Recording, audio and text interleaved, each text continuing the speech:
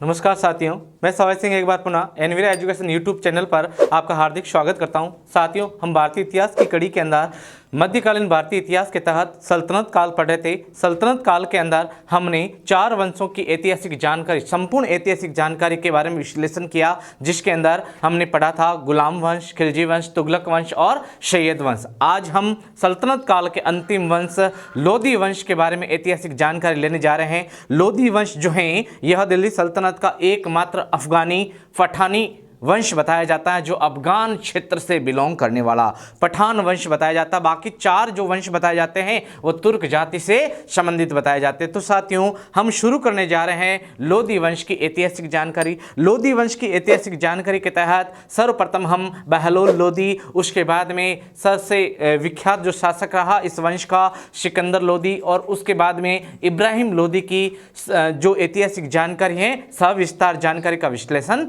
करने जा रहे हैं। तो शुरू करने जा रहे हैं लोधी वंश के बारे में। लोधी वंश की डिटेल हम शुरू करने जा रहे हैं। तो सबसे पहले हम देख लेते हैं लोधी वंश का शासनकाल क्या हमें देखने को मिलता है सल्तनत काल भारतीय इतिहास के तहत। तो लोधी वंश का शासनकाल 1451 ईस्वी से लगाकर 1526 ईस्वी तक बताया जाता है लोधी वंश का शासनकाल। चूंकि 1526 ईस्वी के बाद में भारतीय इतिहास के अंदर मुगलिया सल्तनत या मुगल वंश की नींव पड़ जाती है, इसके कारण 1526 तक ही लोधी वंश का प्रभाव बताया जाता है दिल्ली की राजगद्दी के ऊपर। तो शुरू करने जा रहे हैं लोधी वंश के बारे में। तो लोधी वंश की जो प्रारंभिक ऐतिहासिक जानकारी वो हमें क्या देखने को मिलती है, सुनिए आप।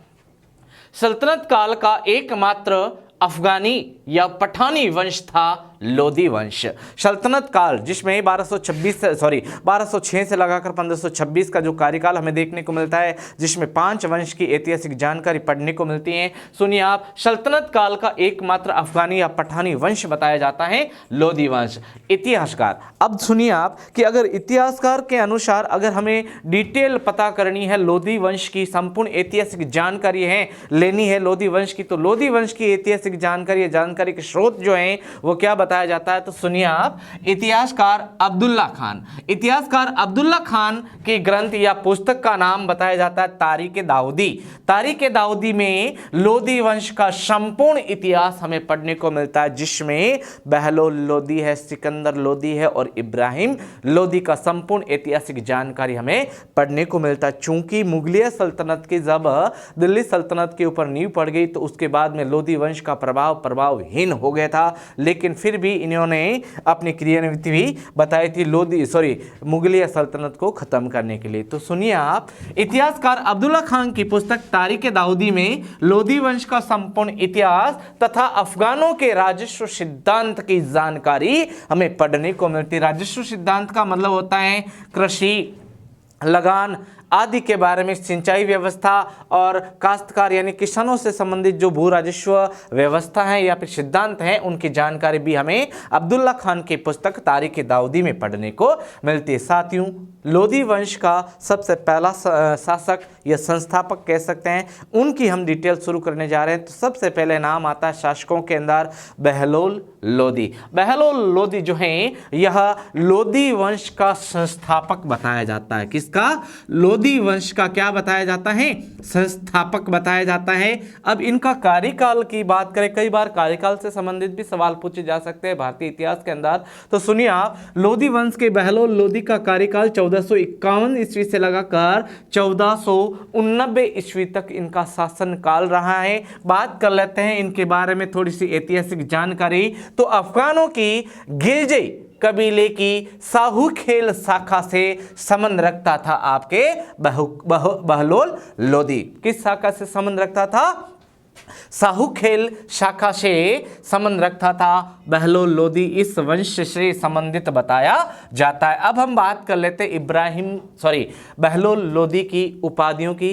कई बार उपाधियों से संबंधित सवाल पूछे जाते हैं। तो सुनिए आप, बहलोल लोधी की जो उपाधि है वो पहली उपाधि देखने को मिलती है खान ए जहां। खान ए जहां बहलोल लोधी की पहली उपाधि देखने को मिलती है, जो किसके द्वारा दी गई थी? यह खान ए जहां उपाधि मोहम्मद शाह शहीद वंशी मोहम्मद शाह के द्वारा इसे खान ए जहां की उपाधि दी गई है। बाद में शासक बनने के बाद में बहलोल लोधी ने बहलोल शाह ए गाजी के नाम से उपाधि धारण की। तो बहलोल शाह गाजी के नाम से दूसरी इनकी उपाधि हमें देखने को मिलती है। आगे बढ़ते हैं, बहलोल शाह के बारे में ऐतिहासिक जानकारी हम पढ़ रहे हैं। सल्तनत काल का इतिहास जो हम चला रहे हैं, इसमें बहलोल सुल्तान बनने से पहले बहलोल लोदी क्या था, तो सुनिए आप। सुल्तान बनने से पहले बहलोल लोदी सरहिंद पंजाब का गवर्नर बताया जाता है। किसका गवर्नर बताया जाता है? सरहिंद नामक क्षेत्र का।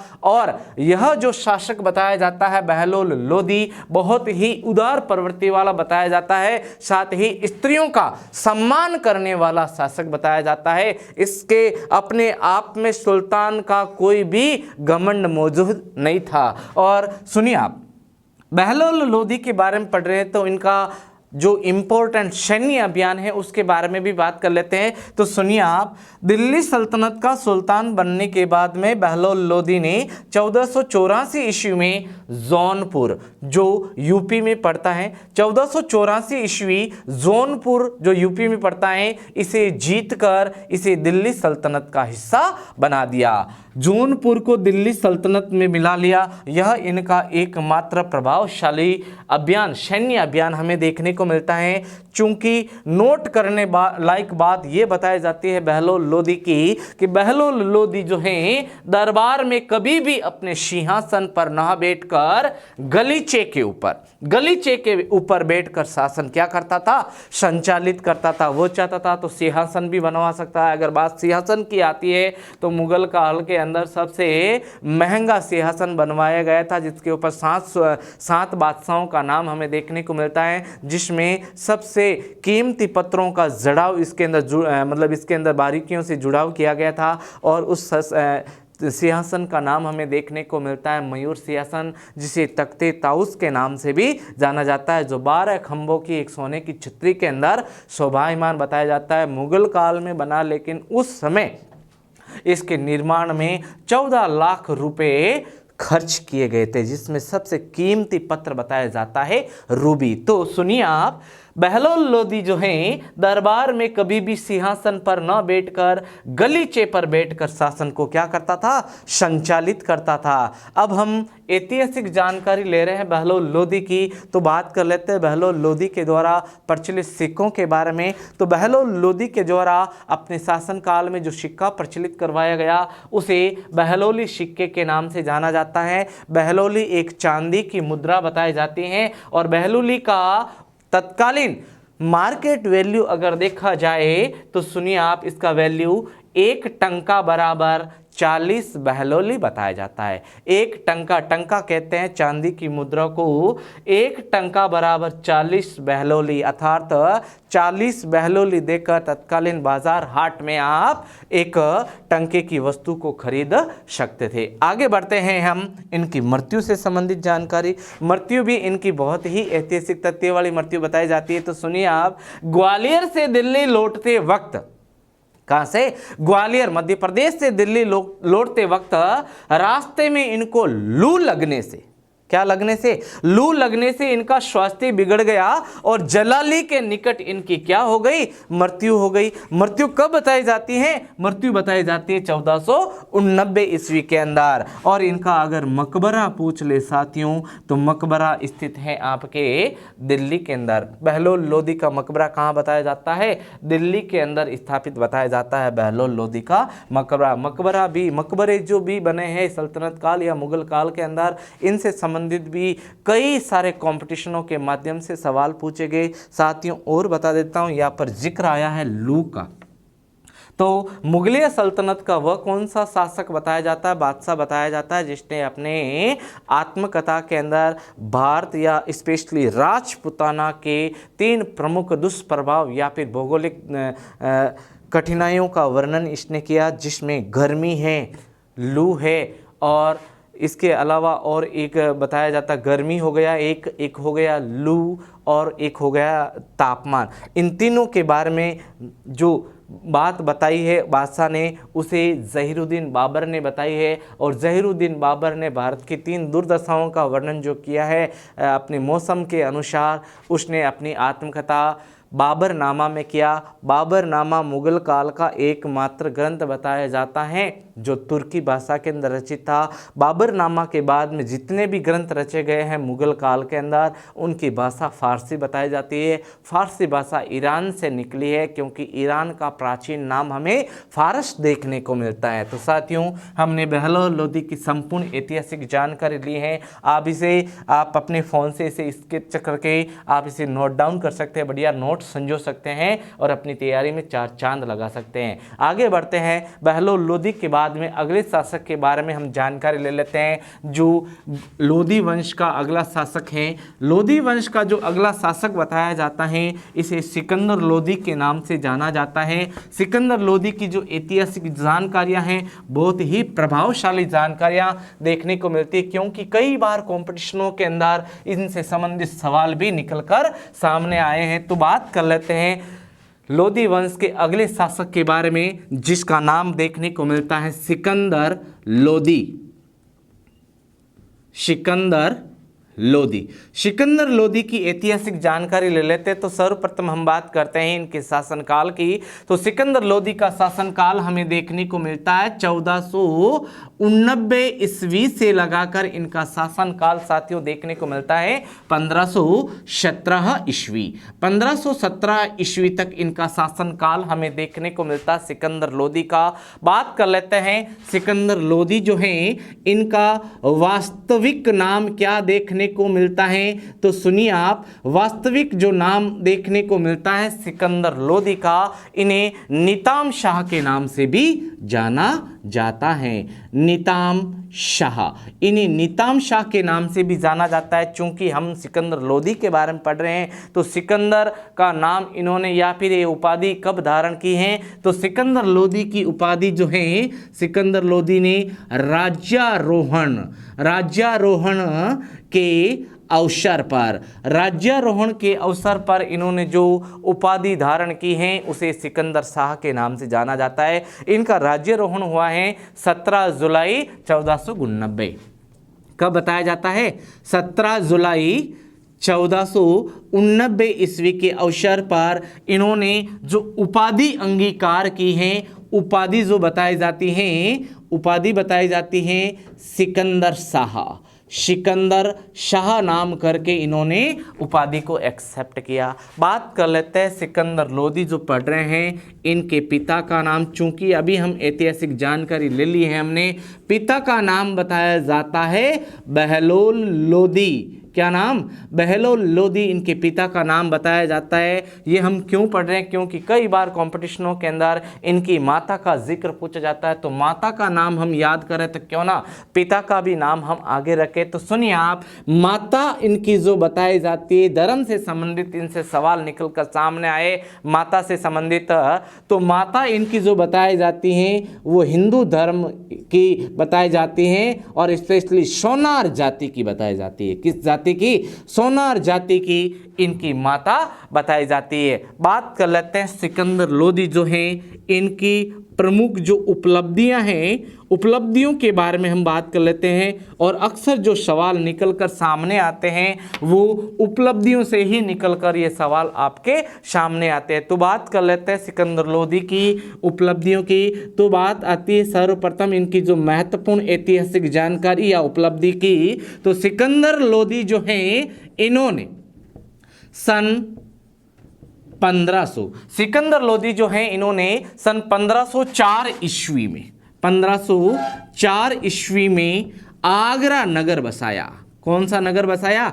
आगरा नगर बसाया। सिकंदर लोदी ने 1504 ईस्वी में आगरा नगर बसाया। अब आगरा नगर जो है, ये किस नदी के किनारे बताया जाता है? तो नदी का नाम बताया जाता है यमुना। नदी का जिक्र हम क्यों पढ़ रहे हैं? क्योंकि हमें तो ये याद है, क्योंकि यमुना से संबंधित भी इन्होंने 2 से 4 प्रमुख रूप से अपने जो योजनाएं निकाली थी यमुना नदी से संबंधित। तो यमुना नदी के किनारे और एक ऐतिहासिक विरासत हमें देखने को मिलती हैं, जिसे ताजमहल के नाम से जाना जाता है। हालांकि जिक्र हम पढ़ेंगे, इसका संपूर्ण जिक्र पढ़ेंगे मुगल काल के अंदर। लेकिन संक्षिप्त जानकारी मैं आपके सामने ताजमहल की रख देता हूं कि ताजमहल जो है इसका निर्माण शाहजहां के द्वारा करवाया गया था। अब शाहजहां जो हैं इनका वास्तविक नाम जो देखने को मिलता है मुगल काल के अंदर, इन्हें खुर्रम के नाम से जाना जाता है, खुर्रम बादशाह के नाम से जाना जाता है।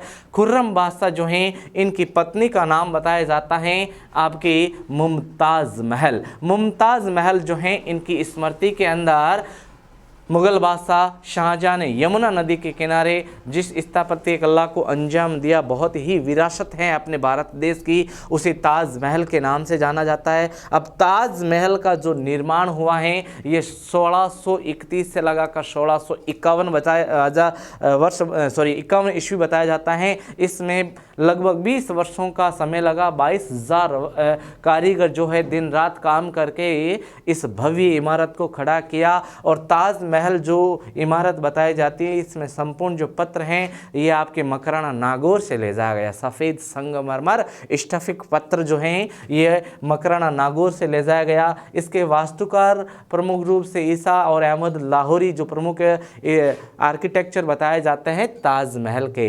अब ताजमहल जो हैं इसके बारे में कई सारी किंवदंतियाँ भी जो हैं वो हम मुगल काल के अंदर पढ़ने वाले हैं। तो 1504 ईस्वी में आगरा नगर बसाया तथा अब आगरा जो है इसे आगरा को 1506 ईस्वी में अपनी राजधानी बनाया। अपनी क्या बनाया है? राजधानी बनाया। 1506 ईस्वी में सिकंदर लोदी ने आगरा को क्या बनाया साथियों? अपनी राजधानी बनाया। यह इनकी पहली उपलब्धि हमें देखने को मिलती है। दूसरी उपलब्धि इनके नाम कौन सी देखने को मिलती है? वैसे उपलब्धि नहीं कह सकते, कुख्याता के लिए यह विख्यात हुआ था। इन्होंने एक अभियान किया था जिसे नगरकोट अभियान, क्या कहते हैं? नगरकोट अभियान के नाम से जाना जाता है। अब नगरकोट अभियान क्यों किया है? क्योंकि हिंदू देवी देवता या फिर हिंदू धर्म की मान्यता के अनुसार हिंदू धर्म का बहुत ही प्रसिद्ध यहाँ पर मंदिर देखने को मिलता है जिसका नाम है ज्वाला माता का मंदिर। क्या नाम? ज्वाला माता का मंदिर। ज्वाला माता मंदिर के ऊपर इन्होंने अटैक किया तथा ज्वाला माता मंदिर की जो प्रतिमा है, प्रतिमा का मतलब होता है मूर्ति के टुकड़े कर दिए। क्या कर दिए? टुकड़े कर कसाईयों को, किनको साथियों? कसाईयों को मांस तोलने के लिए, कसाईयों को मांस तोलने के लिए दे दिया। ज्वाला माता जो नगरकोट अभियान बताया जाता है, हिंदुओं का प्रसिद्ध मंदिर बताया जाता है, इसके ऊपर अटैक करके ज्वाला माता के मंदिर की जो प्रतिमा है इसे तोड़कर कसाईयों को मांस तोलने के बाट के यूज पर के तौर पर काम लेने के लिए सिकंदर लोदी ने इन्हें दे दिया। अर्थात यहाँ से प्रमाणित होता है कि सिकंदर लोदी एक कट्टर मुसलमान बताया जाता है जिसने भारतीय देवी देवताओं की अनेक मूर्तियों को भग्न अवशेष में तब्दील करके रख दिया था। तो दूसरी उपलब्धि ऐतिहासिक जानकारी हमने इसकी पढ़ ली है। बात करते हैं तीसरी इनकी उपलब्धि जो हमें देखने को मिलती है। इन्होंने अपने शासनकाल के अंदर एक भूमि मापक यंत्र का भी इजाद करवाया है। भूमि मापक यंत्र जिसे किस नाम से जाना जाता है? इसे गज ए सिकंदरी के नाम से जाना जाता है। गज ए सिकंदरी, गज ए सिकंदरी के नाम से भी इसे जाना जाता है, जो कितने इंच का बताया जाता है साथियों? 30 इंच का भूमि मापक यंत्र बताया जाता है जो गज ए सिकंदरी के नाम से जाना जाता है। मुगल काल के अंदर जो भूमि मापक यंत्र बताया जाता है उसे गज ए इलाही के नाम से जाना जाता है। जरूर याद रखना। तो भूमि मापक यंत्र बनवाया। चौथी जो उपलब्धि हमें देखने को मिलती है सिकंदर लोदी के बारे में, वह यह बताया जाती है कि सिकंदर लोदी ने एक ग्रंथ भी रचित किया था, ग्रंथ का भी रचना की थी। ग्रंथ जो पूछा जा सकता है आपसे, कई बार ये ग्रंथ पूछा भी जाता है और ग्रंथ का जो नाम देखने को मिलता है यह नाम है लज्जत ए सिकंदर शाही। लज्जत ए सिकंदर शाही नामक ग्रंथ की रचना किसके द्वारा की गई साथियों? सिकंदर लोदी के द्वारा। और यह जो ग्रंथ हमें देखने को मिलता है जिसे लज्जत ए सिकंदरी के नाम से जाना जाता है, ये गायन विद्या से संबंधित बताया जाता है। किससे संबंधित बताया जाता है? गायन विद्या से संबंधित।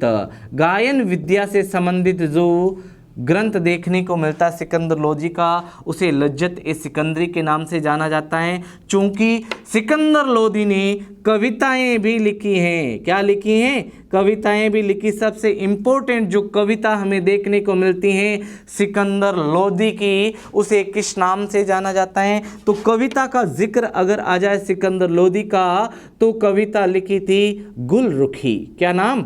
गुलरुखी नाम करके कविता की रचना किसने की थी? सिकंदर लोदी ने। और कविता की जो लैंग्वेज है, भाषा जो देखने को मिलती है साथियों, वो बताई जाती है फारसी भाषा। फारसी भाषा के अंदर गुलरुखी नामक कविताओं की रचना भी किसने की है? सिकंदर लोदी ने की है। पांचवी इनकी उपलब्धि जो देखने को मिलती है सिकंदर लोदी के बारे में, वो क्या बताई जाती है? पांचवी जो सिकंदर लोदी की जो उपलब्धि देखने को मिलती है, तो इसने भारत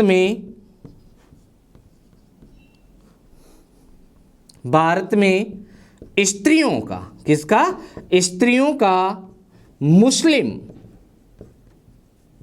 संत व पीरों, मुस्लिम संत व पीरों की मज़ार, मुस्लिम संत व पीरों की मज़ार पर जाना प्रतिबंधित कर दिया। प्रतिबंधित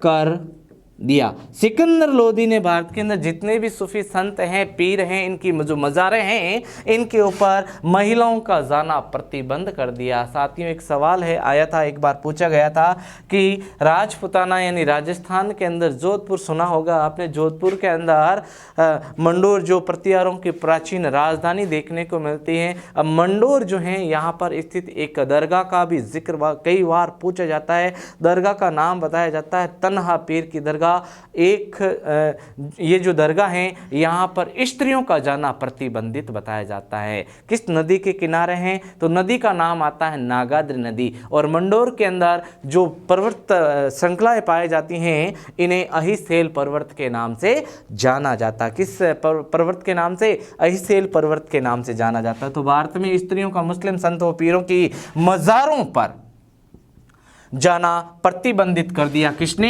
सिकंदर लोदी के द्वारा इन्हें प्रतिबंधित कर दिया। और यमुना का जिक्र हमने पहला किया था साथियों, तो यमुना नदी जो हमने अभी पढ़ी थी, तो हिंदू जो जाति बताई जाती है भारत के अंदर, हिंदुओं के स्नान, नर्मदा नदी के ऊपर हिंदुओं के स्नान को प्रतिबंधित किया। क्या किया है?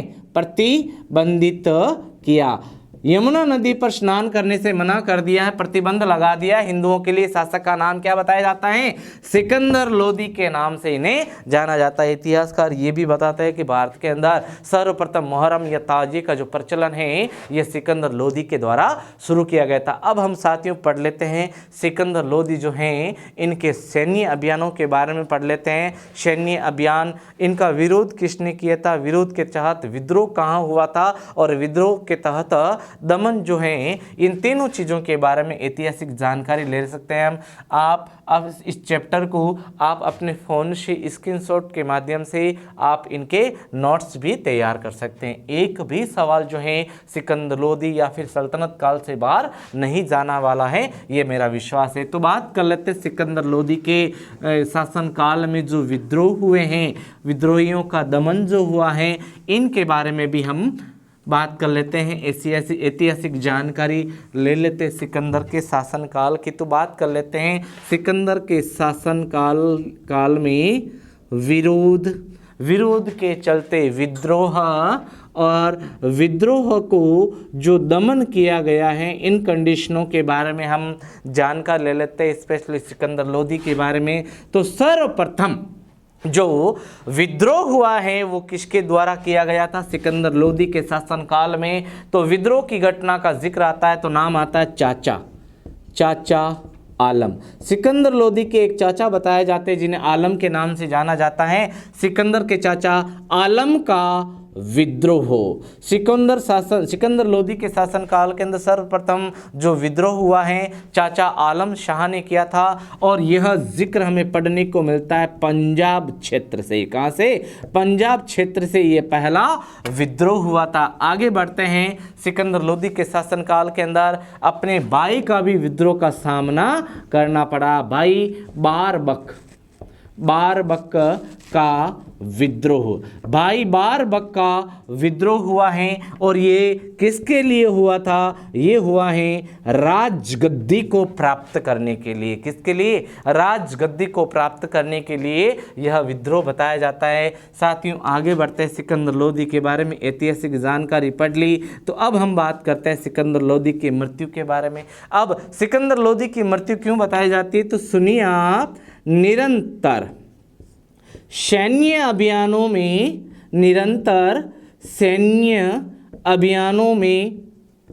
व्यस्त, निरंतर सैन्य अभियानों में व्यस्त रहने के कारण, निरंतर सैन्य अभियानों में व्यस्त रहने के कारण सिकंदर लोदी जो हैं इनका स्वास्थ्य क्या हो गया?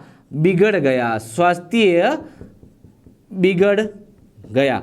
सिकंदर लोदी का स्वास्थ्य बिगड़ गया, और जिसके कारण सिकंदर लोदी की क्या हो जाती है? मृत्यु हो जाती। मृत्यु कब हुई? तो 1517 ईस्वी के अंदर इनकी मृत्यु हो जाती है। और सवाल जो पूछा जा सकता है साथियों आपसे, अक्सर मैं बताता हूं कि हर एक सुल्तान का मकबरा आपसे पूछा जा सकता है। तो इनका मकबरा जो बताया जाता है ये बताया जाता है खेरपुर।